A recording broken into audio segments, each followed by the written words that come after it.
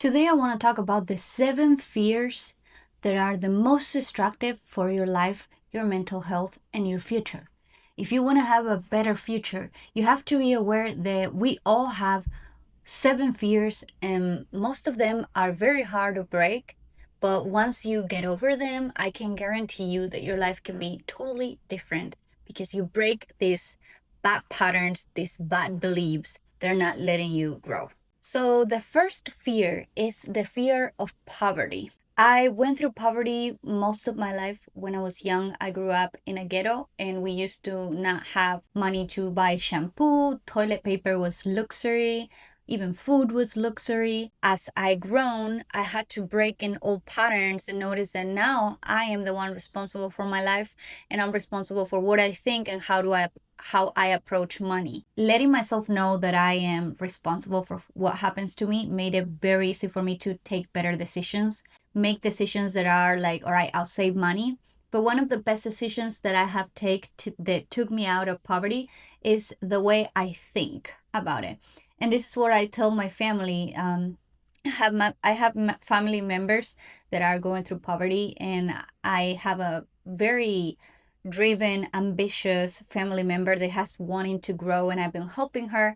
And I said, tomorrow go and buy that book that you've been wanting to buy to yourself because it's for you to invest. And I said, whenever you buy something that is an investment, just let yourself know this is an investment. And I said, when you buy it, you should have a mantra that says, I'll never be poor again. So you buy it. So just making the decision in the moment that you purchase something, that you invest on something, everything is in your head, how you approach it. If you are like, oh, is this going to be good? Is this a good buy? What if I'm wasting my money? Oh no, I'm just losing everything. But instead, she changed her mindset and she said, I'm never going to be poor again and I'm going to get this book. She felt so much better. She can envision herself in a way better position. And this is part of why I encourage you to change your mindset and let go of old beliefs. Declutter your brain of old beliefs. So the fear of poverty can happen because we have encountered people in our past or like experiences that we have had or people that exploit us for their own benefit, or simply growing up with adults that we are always mirroring. Adults, when we're young, we copy everything that is around us. We take into their consciousness and we take in all of this, and a lot of kids get sick because of their own parents worries. Everything gets like translated into the kids, so we copy them and we feel like this is the right way. But then you become an adult and that's your time to take care of yourself as if you were your own kid. So you also have to set the right standards for you and the right beliefs. Mastering the fear of poverty could be one of the hardest because I know it brings a lot of suffer and it brings a lot of misery. And of course, nobody ever wants to go through this. 50 years ago, life was different. There wasn't as much opportunity, or for you to be on TV, you needed to go to a studio. And now you can be on YouTube easily recording your videos from the coziness of your room on a phone or on a camera. A lot of people went through poverty in the past or went through like dry seasons, or like the whole economy went down and so a lot of people lost their things. All of this can cause trauma.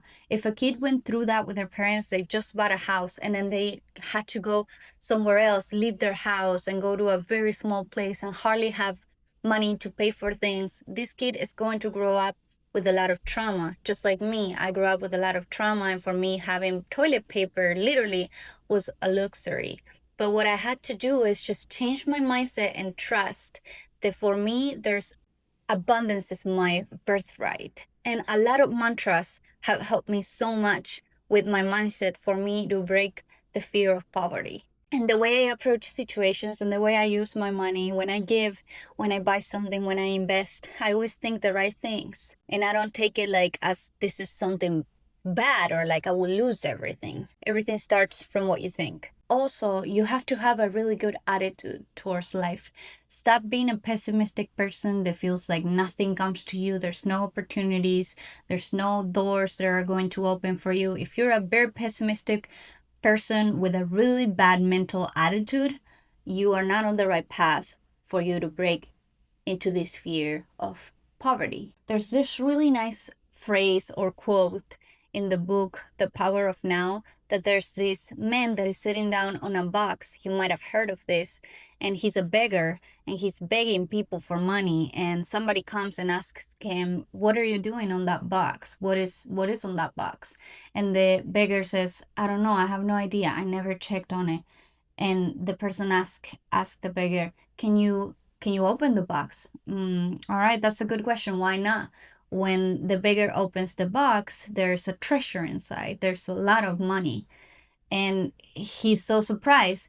And I think that the message that is given is that all your answers are within. Everything is in you. And you have to go through hard circumstances and then come out of them with fear, or like showing that you have courage and that you wanted to come out of them. And then you will prove to yourself, I was capable of doing this. I was capable to get out of there. And that's what it's trying to tell you. Like, everything is within. All your questions that you have are within you. Then the second fear is the fear of criticism. Everybody goes through this. I grew up with a lot of fear of criticism as soon as I got a little bit older, actually, because when I was young, I didn't care about criticism. I remember my mom has many stories about me growing up. One time I cut my hair all the way to here. All of this, I cut it, and she had to put on something to cover. And I was like, "Mom, why are you covering what I did?" My uncle is completely bald and nobody's saying anything about it. And she laughed, and she always remembers that, and she says, you were really smart when you were young. You were like, why am I even question myself why I was covering what you did, when it's true that there's people that are bald and like many other hairstyles, right? But I used to not have much fear of criticism until I started hanging out with a lot of people that would judge and gossip and talk a lot about others in my house. My sisters will have the TV on, where there was a lot of like gossip TV shows every single day. And so that's what they do the most. This is like what they go for. And I noticed I don't really like this because, first of all, I don't feel good talking about other people. Second of all, when I did it, I remember then I will hang out with the people, and not all the things that everybody was saying about those people were truth. That the people were not like that. So I had to learn that that's something that I didn't like, because I just don't like talking about other people and not knowing what they're going through, and that everybody has the right to change. And that's what I had to accept about myself, because when you do something, when you do gossip, then you should expect that people are gossiping about you too, and even the people that you are gossiping with. And everything that you're doing is coming back to you. It's the frequency that you are surrounded by. So I grew up a lot with that. And then I remember I got kind of viral on Instagram because of my covers. I used to upload a lot of covers, really good covers, and I did really good on Instagram. And then I remember that one of the hardest, toughest part of that journey was reading the comments. There will be thousands of amazing comments, very positive, and then I will see 7 of them that were very negative, and I will hold into that and feel really bad about it. And I remember telling my husband, if you're receiving hate comments, it's because you're doing something well. You're doing something, you're coming out there, you're showing up, and these people just has a different perspective of you.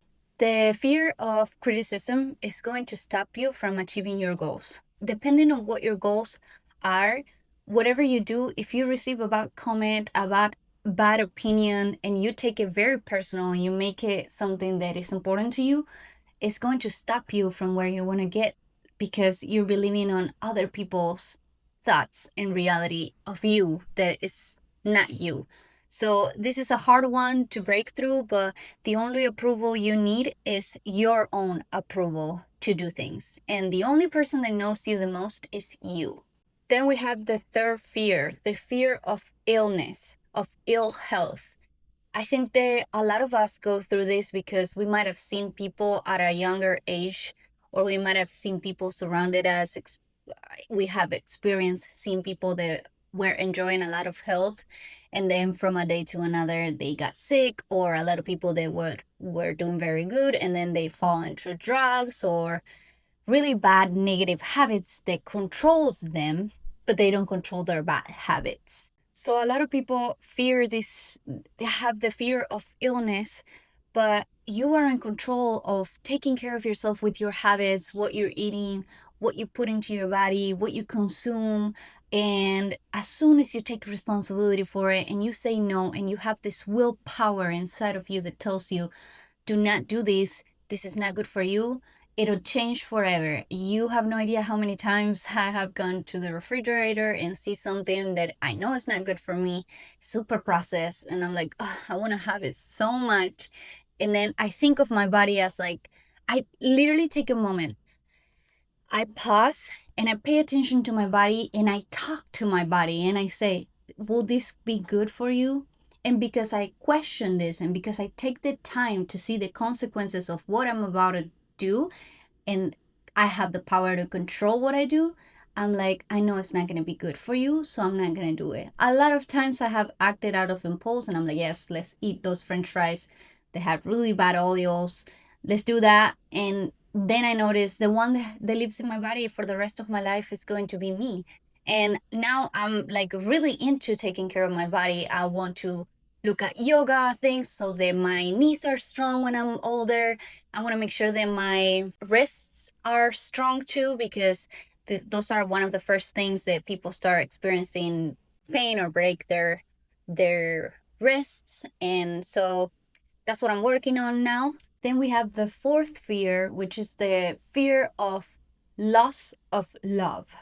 We feel like we're not going to be loved. I think that a lot of us sometimes assume that maybe the person that we are with or the people that we love the most are going to not love us anymore.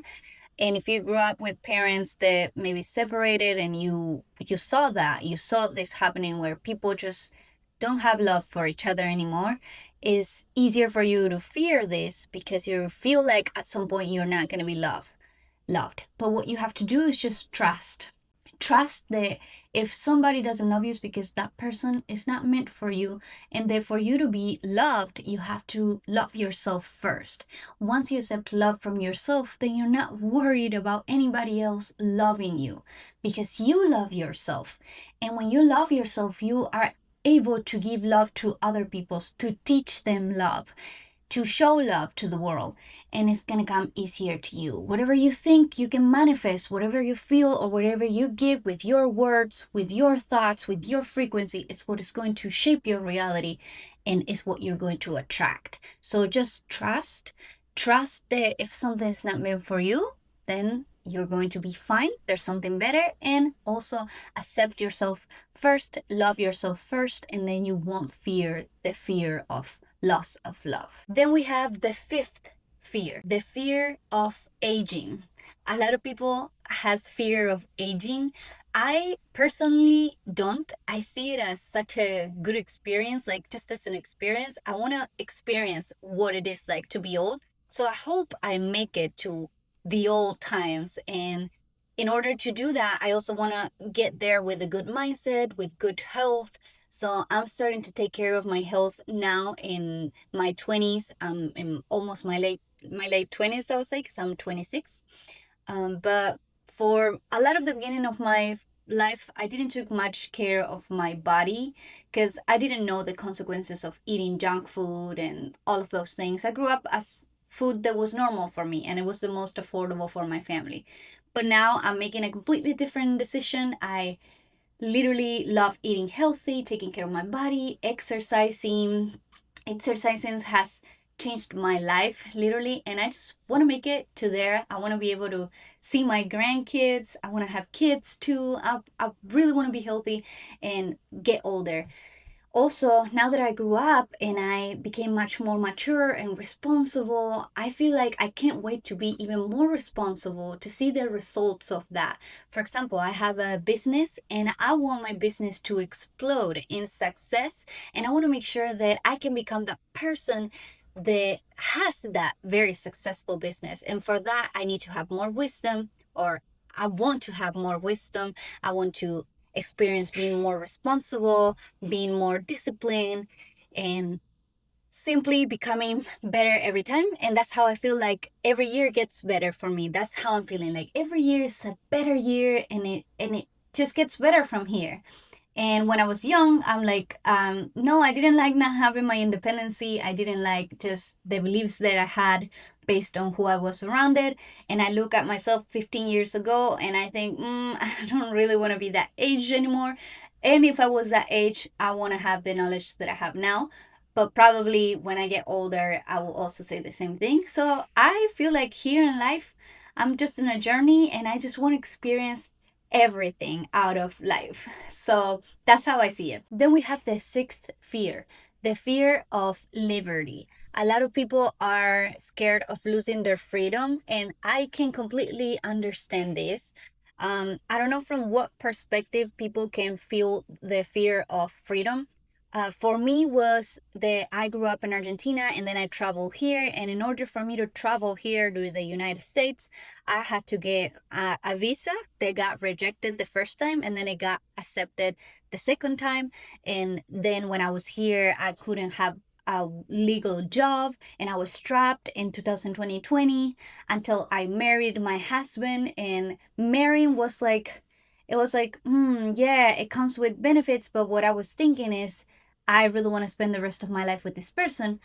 But at the same time, it brought that thing. And so all of that together, it just doesn't make any sense. I don't like for you to have freedom in a country, you have to marry somebody. It's just a very weird connection.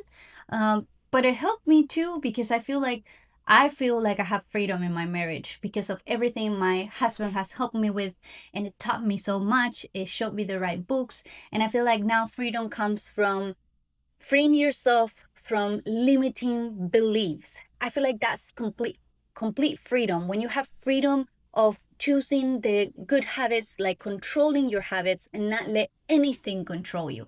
Don't let the comments of other people control you. Don't let your bad habits control you. Don't let outsiders or out there circumstances control you. Control what you think and how you react to things, and that to me is freedom. Like I said, like coming from a different country, I felt like I didn't have freedom and it's like, oh, I can't work and all of that. But now if I could tell my younger self, oh, you have so much freedom, you just have to shift the way you think about things. That's what I feel like it could be freedom for me. But I know that other people might be thinking as freedom of something completely different. And if you do, you can let me know on the comments. And then we have the last but not least very scary fear, which is the fear of death. I was never afraid of death my whole life. Never afraid of death. I was like, all right, whatever. I don't know if it's gonna happen to me, which is ridiculous because I was really young and I felt like I could do anything in the world. When you were young, you have a way different perspective of death. But as I grew older and I started seeing how valuable life is and all the wonderful things that life has, I'm like, oh no, I just want to enjoy more. I want to stay here. I love this life. I kind of got a little bit attached of everything I'm doing in this journey that I started thinking, oh my God, I can lose all of this anytime in just a second. And so that was one of the things. And then I started thinking, this can happen to me anytime. This can happen to me. And I'm like scared of it. But then I think many times I'm like in a day, I'm super tired, especially when I'm on my cycle. I'm super tired and I go to bed and I'm like, I just don't want to do anything. I just want to rest. And I think of the day as life and death. When there's a new day, it's like your rebirth. And when you go to sleep, that's your death. So you're like dying at night when you're sleeping, and then you come alive again the next day. So I see it kind of like that. Like death, you're just going to rest, and maybe somehow you'll be reversed at some point. That's how I see it. I don't know. I don't know if you'll be able to recover the life that you have now, the person that you are now, or the experience that you're experiencing. You might experience it way different. So what you have now, just like try to get the most out of it. And that's just how I see it. Sometimes I'm thinking of it and I'm like, I hope it's not in a way that is very scary and painful. That's just one thing. But if you die, it's just like, it's done. No more suffer, no more nothing. It's done. You're good.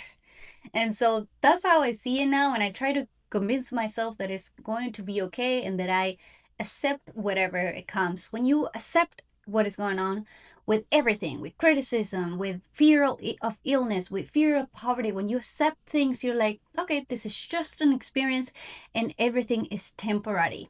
That's how it is. But I feel like that's what makes it infinite. Like everything is like a cycle. It's connected. It's always going. So that's how I see it.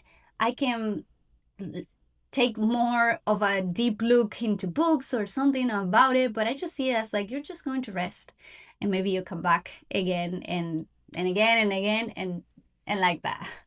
But that's all I wanted to share with you today, guys, about the 7 most destructive fears that we all have, but that we can overcome it and change our perspective and see it as just part of life and as an experience, and that we can all learn from everything we are experiencing every single day.